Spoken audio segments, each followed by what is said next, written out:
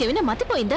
అక్కడ ఆలియాని మండపంలో వదిలేసి వచ్చి ఇక్కడ బుల్బుల్ని నువ్వు నీ పెళ్లి రోజు నువ్వు మండపానికి వెళ్లకుండా ఇక్కడికొచ్చావంటే దాని అర్థం తెలుసా నీకు? నువ్వేం ఆలోచిస్తున్నావు? ఎవరి పెళ్ళైతే తన ఇష్ట ప్రకారం జరగలేదో తనే నన్ను ఇప్పుడు ప్రశ్నిస్తోందా?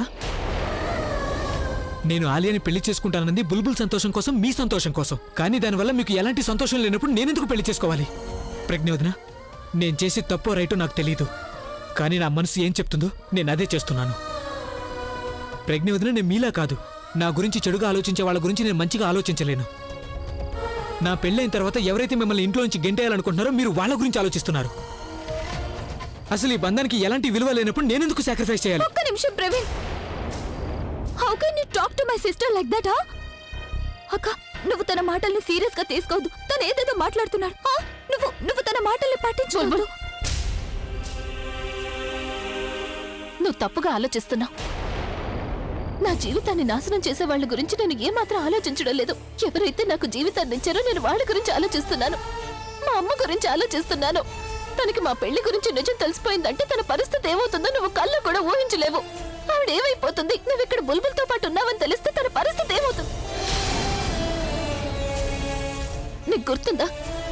ఎప్పుడైతే బుల్బుల్కి యాక్సిడెంట్ అయిందో అప్పుడు నువ్వు ఎలా రియాక్ట్ అయ్యావు?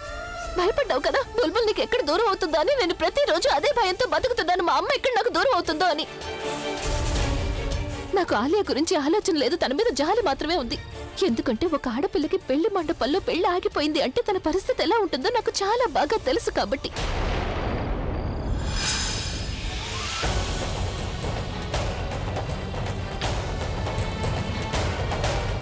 నీ కారణంగా ఈరోజు నేను ఎలాంటి చోటుకు వెళ్లాల్సి వస్తుందంటే ఇంతవరకు నేను ఎప్పుడూ అక్కడికి వెళ్ళలేదు.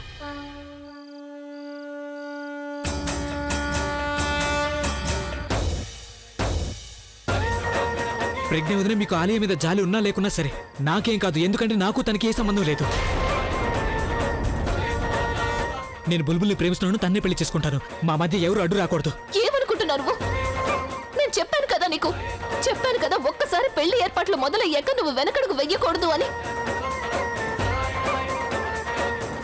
నువ్వు అప్పుడెందుకు ఆలోచించలేదు? పెళ్లి కొడుగ్గా ఇంట్లో అడుగు పెట్టినప్పుడు దీని గురించి ఎందుకు ఆలోచించలేదు? ఆలియా మెడలో దండ వేసే సమయంలో కూడా నువ్వు దీని గురించి ఎందుకు ఆలోచించలేదు?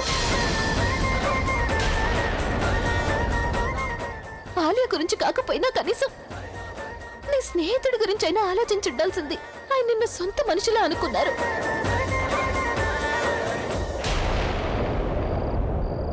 వాళ్ళ నాన్నమ్మ గురించి అయినా ఆలోచించాల్సింది కదా. ఆవిడ నిన్ను తన సొంత మనవడిలా భావించారు. ఎందుకు నువ్వు ఇలా చేసావు ప్రవీణ్? ఎందుకు ఆలియాని మండపంలో వదిలేసి వచ్చావు?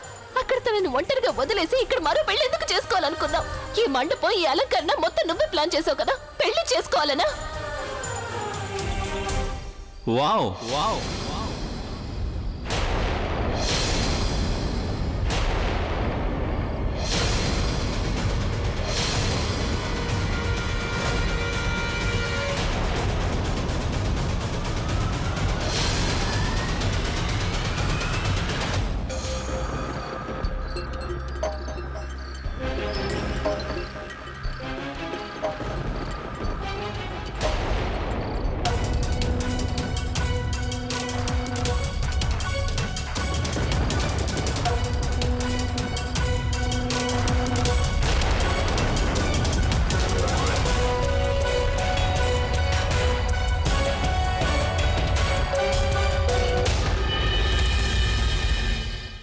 What a scene.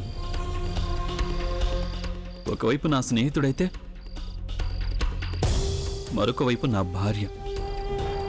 ఇద్దరు నాతో బంధం తెంచుకొని వేరే బంధాన్ని ముడివేసుకోవాలని అనుకుంటున్నారు.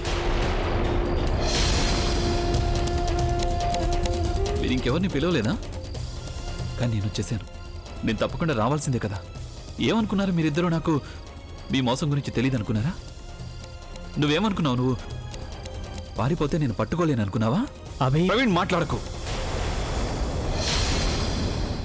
వద్దు, నేను నీతో తర్వాత మాట్లాడతాను ప్రవీణ్. ముందు నేను తనతో మాట్లాడాలి. ఏమన్నావు నువ్వు నాతో? ప్రవీణ్ ఎక్కడున్నాడో నీకు తెలియదన్నావు కదా. మరి నువ్వు ఇక్కడికి ఎలా వచ్చావు? నేను నువ్వు అనుకోకుండా వచ్చావా, లేకపోతే తలరాత మీ ఇద్దరిని కలపాలని నిర్ణయించుకుందా?